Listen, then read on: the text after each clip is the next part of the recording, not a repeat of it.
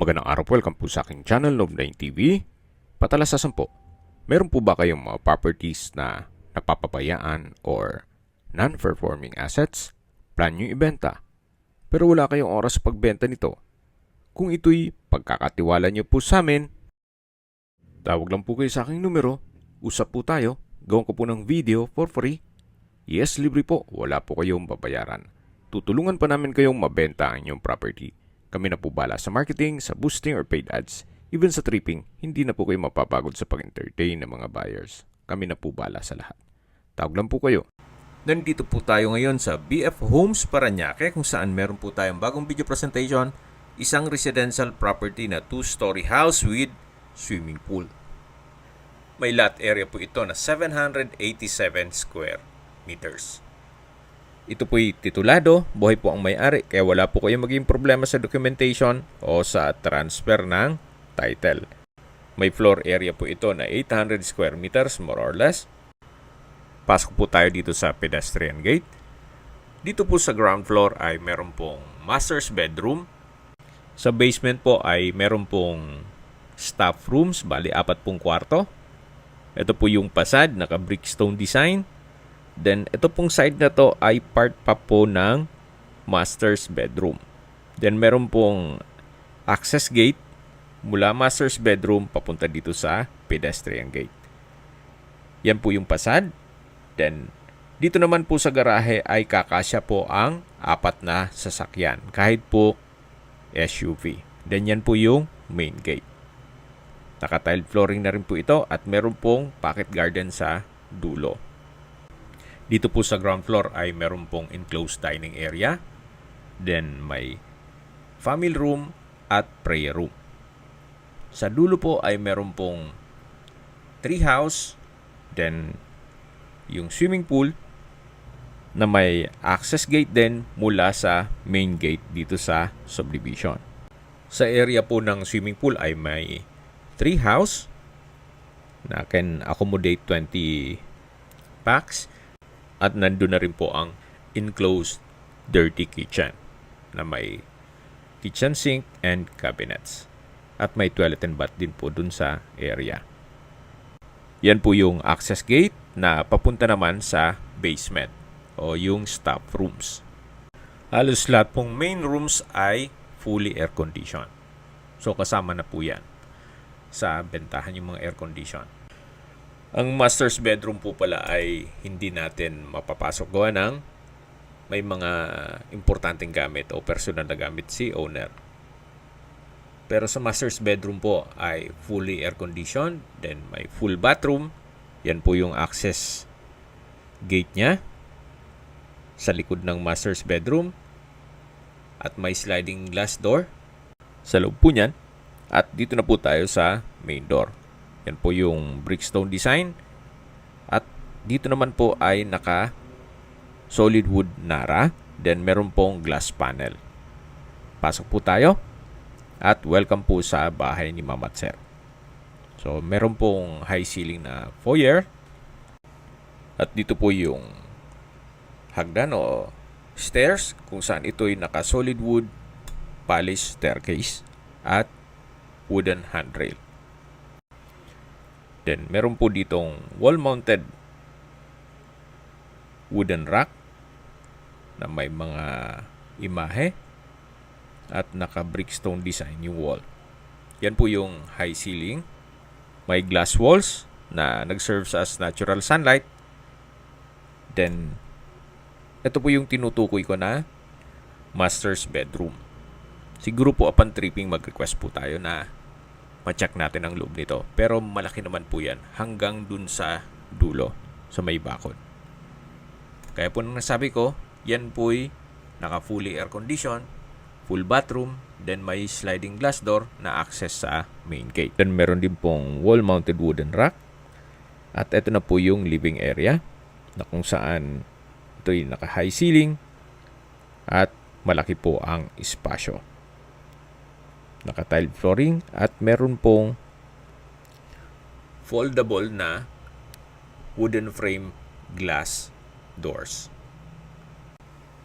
Na access naman dito sa may mini garden at waterfalls. Brick stone design yung wall at meron pong natural stone design naman dito. Then naka-tile flooring din po. At may security grill na rin po sa taas nito. Hanggang dun po yan sa dulo. At may access gate papunta naman sa swimming pool. Balik na po tayo dito sa loob. So yan po yung foyer. Then dito po yung living area o salas. Then dito po sa side na to ay meron pong enclosed dining area na fully air conditioned. Then ito pong dining set ay hindi po kasama yan. Wala pong nabanggit. Pero for sure itong split type aircon ay kasama po. Siyempre masisira pag tinanggal pa yan. Then meron pong access door papunta sa basement. At dito naman po yung formal kitchen. May pendant lamp. May island na naka-granite kitchen countertop. May stainless sink with faucet. Then, kitchen cabinet and shelves. May kitchen drawers at storage ng kitchen utensils sa baba nito. Meron din pong kitchen window with security grill. Dito po sa island ay meron din pong drawer. At hanggang dito po ang kitchen countertop. Then meron pong space para sa refrigerator. So ito po yung access door papunta dito sa may basement.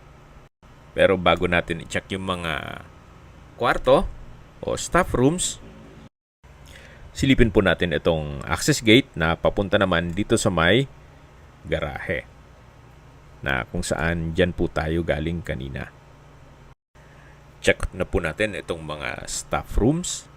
So, pwede po itong gawing maid's room, driver's room. So, depende po sa inyo. 4 na kwarto naman po ito.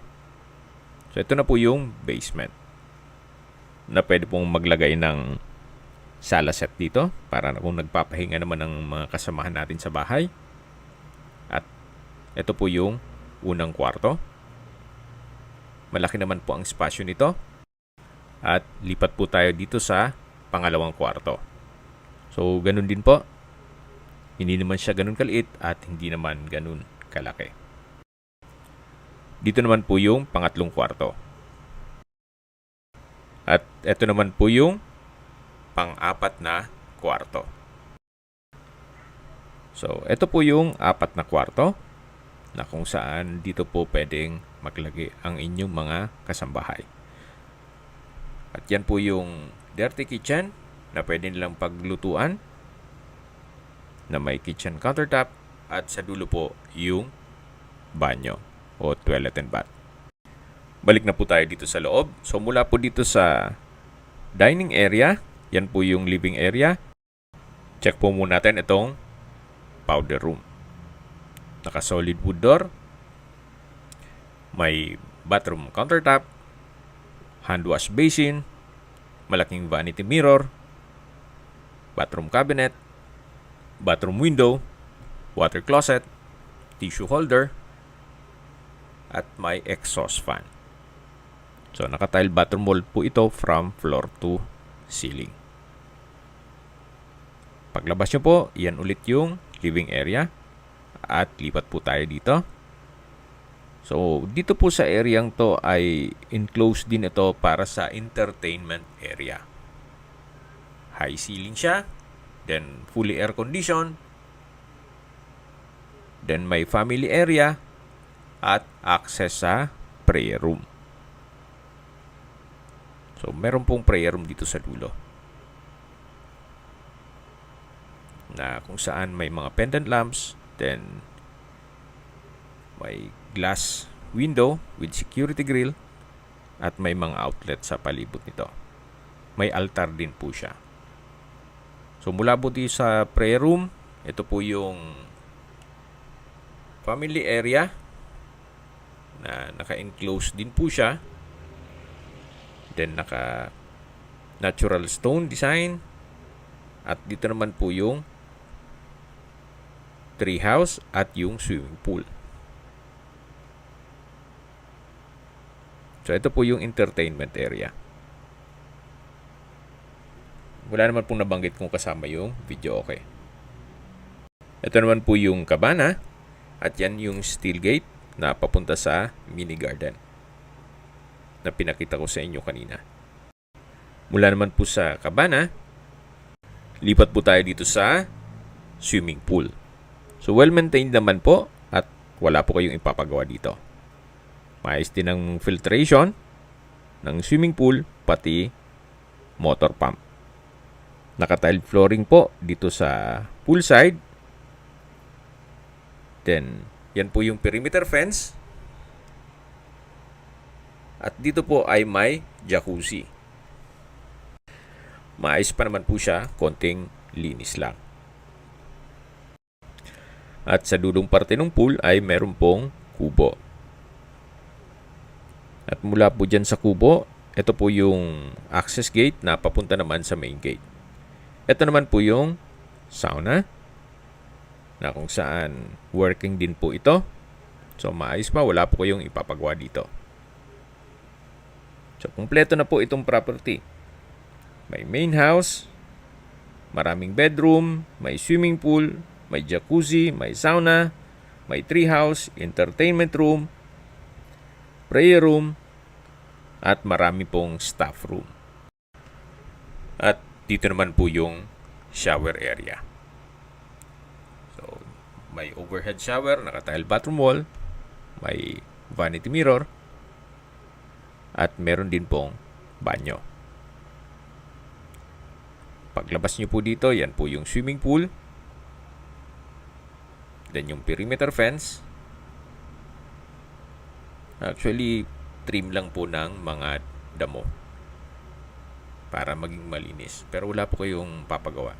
Ito po yung tinutukoy ko na access gate na papunta naman sa mismong guardhouse. So, hindi nyo na po kailangan umikot para pumunta o lalabas pa kayo kung may bibilhin kayo. Gawa ng dyan po'y kumpleto na po ang lahat ng business establishments. Mamaya po sa dulong parte ng video, pag-usapan natin ang distance, location at travel time. Napaganda po ng lokasyon itong property, malapit po sa lahat. Sa mga nag-skip po ng video, summarize ko lang po. Ito pong property ay nasa BF Homes, Parañaque. May total lot area po ito na 787 square meters. May dalawang parsela po ito na 507 square meters at 280 square meters more or less. Then, ito po'y titulado. Buhay po ang may-ari, kaya wala po kayong maging problema sa documentation o sa transfer ng title. Ito na po yung dulong parte ng property. Meron pong swimming pool. At dito po yung motor pump at filtration. So, working po yan. Ito pong property ay well-maintained, kaya ready for occupancy. Si owner po ay nasa Amerika, so madalang lang po nila itong matirhan. Pero ganun pa man, lagi naman nilang pinapamaintain ito. Kita niyo naman po itong swimming pool. Kung pinabayaan po yan, malamang hindi na ganyan ang kulay ng tubig niya. So, yan po yung swimming pool at lilipat na po tayo dito sa may treehouse. So, elevated po ang treehouse. Nakakasya po ang mga 20 packs. Kung may party, pwede pong ganapin dito. Then, may puno ng mangga. At brickstone design po sa ilalim nito. Samahan niyo po ako. Akyat po tayo para check natin itong treehouse. So, dito naman sa treehouse, sa spasyo, malaki po. Then, maayos naman ang structure. Wala kayong papagawa dito.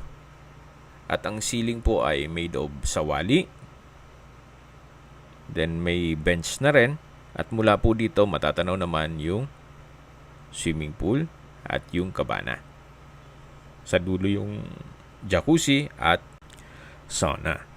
Then, yung tinutukoy ko kanina na maliit na gate para hindi na po kayo iikot dun sa main gate kung lalabas po kayo ng bahay. Okay, baba na po tayo. So, mula po dito sa may treehouse, Ito po yung setback na kung saan meron pong barbecue area at sa dulo po yung water tank. Yan naman po in case ng water shortage. Pero okay naman po ang water supply dito. Wala naman problema. So yan po yung likod ng bahay. Meron pong glass wall. Then owning type glass windows. At papasok ulit tayo. Meron pong aluminum screen door at French door design. So nandito na po tayo sa entertainment area. Then meron pong double wooden door na papunta naman dito sa living area o salas. Then yan po yung enclosed dining area, then formal kitchen. At yan po yung master's bedroom. Kung meron man po kayong PWD or senior citizen sa pamilya, yan po yung para sa kanilang kwarto. Okay, dito na po tayo sa hagdan o stairs. Nakapalis po itong wooden staircase at wooden handrail. Samahan niyo po ako, akyat po tayo. Nandito na po tayo sa second floor. Ito po yung common area na may access door papunta sa balkonahe. Then dito naman po yung mga kwarto. Dito po sa second floor ay meron pong 5 kwarto. Ito po yung first bedroom. Napakalaki po ng espasyo. May sliding glass window sa dulo, naka-high ceiling, may center lamp, at maayos po ang pintura ng ceiling at wall. Then dito naman po yung common toilet and bath. May hand wash basin, vanity mirror, water closet, shower enclosure, then may shower heater set, then bathroom window. Naka-tile bathroom wall na rin po ito. At meron pong exhaust fan. So ito po yung common toilet and bath dito sa second floor. Then ito po yung second bedroom. Malaki po ang espasyo. May malaking glass window, may wardrobe. Then wooden design ng tile flooring. At labas po tayo. Ito po yung common area ulit. At check po natin itong balkonahe. So yan po yung main gate at yung garahe. Then yung brickstone design dito sa poste. At mula po dito matatanaw nyo ang inyong magiging kapitbahay. Napakatahimik po ng lugar, sariwa ang hangin, at sa klima naman po, banayad lang, hindi naman siya ganun kainit at hindi naman ganun kalamig. Dito po sa baba nitong balkonahe ay parte ng master's bedroom. Ganun po kalaki yung area ng master's bedroom. So hanggang dito po ang property line. Yan po, tunghayin nyo po itong pasad na kung saan pati po itong mga rain gutter o alulod ay maayos na maayos po. Gaya po nung nasabi ko sa inyo, ito po'y well-maintained. Kahit po nasa Amerika si owner. Kaya kung ang interested buyer ay nasa Amerika, mas mapapabilis po ang inyong transaksyon gawa ng nandyan din po sila. So dito na po tayo sa third bedroom.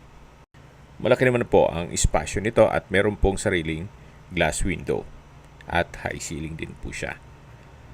So yan po yung third bedroom at lipat po tayo dito sa common toilet and bath. May hand wash basin, vanity mirror, water closet, towel holder, from floor to ceiling po itong tile bathroom wall, may shower enclosure, at bathroom window. So ito po yung common toilet and bath o pangalawang common toilet and bath dito sa second floor. Yan po yung third bedroom. At yan po yung common area.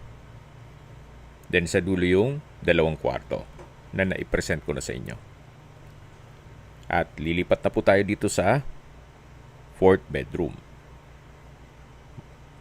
Meron pong 2 sliding glass window, high ceiling with center lamp, at wooden tiled flooring. Then ito po yung last bedroom o fifth bedroom dito sa second floor. Malaki po ang espasyo. May glass window. Then wooden design itong tile flooring. May center lamp. at maayos po ang pintura ng ceiling at wall.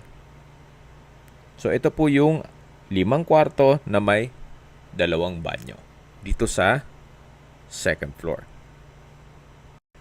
Sa distance, location at travel time portion na po tayo. Mula po sa SMBF at Medical Center ng Parañaque, ang distance is 2.3 kilometers at ang travel time is 9 minutes. At yan po yung lagi kong binabanggit sa inyo na dapat nyo i-consider sa paghanap ng property, yung meron pong malapit na hospital. Hindi ko naman po sinasabing sakitin kayo. Yan naman po for emergency purpose lang naman. At paglabas nyo po ng subdivision, kompleto na po gaya ng variety store, coffee shop, spa, convenience store, Robinson Supermarket, school at iba pang business establishments. Ganun po kaganda ang lokasyon nitong property. At mula naman po sa Sukat Skyway Ramp, ang distance is 3.9 kilometers at ang travel time is 13 minutes. Mula naman po sa Manila o sa airport, ang distance is 15 kilometers at ang travel time is 35 minutes. Mula naman po sa Makati at BGC, ang distance is 18 kilometers at ang travel time is 34 minutes. Okay, sa presyo na po tayo. Ang original price po nito ay 60 million pesos. Nag-markdown price na po si owner sa 49 million pesos. Kung may mga katanungan po kayo, tawag lang po kayo sa aking numero. At sa mga kababayan naman natin nasa ibang bansa, meron po akong WhatsApp, Viber at Telegram. Same number lang po, 0917-316-3399. Sa mga nagtatanong naman po ng aming Facebook, meron po aming Facebook page na Nov9TV at Facebook Reel Video. Meron din pong TikTok at Instagram. May ibang YouTube channel po kami, the Nov9TV channel, Nov9TV Listings, Nov9TV On The Spot, Nov9TV Updates, at Nov9TV House Rental. Sana po naibigyan nyo ang video presentation. Paki-like and subscribe na lang po sa aking channel para ma-update din po kayo sa aking future listings. Kung sakali po hanap nyo yung mas malaking sukat ng lupa, meron din po kami ibang listings na pwede nyong pagpilian. Huwag po kayong mag-atubiling tumawag sa amin. Then, let us know your budget para malaman namin kung anong property pwede naming ilog sa inyo. Sa lahat pong viewers, subscriber at nagtiwala po sa amin, salamat po sa suporta. Ingat po kayo lagi at yung pamilya. Maraming salamat po.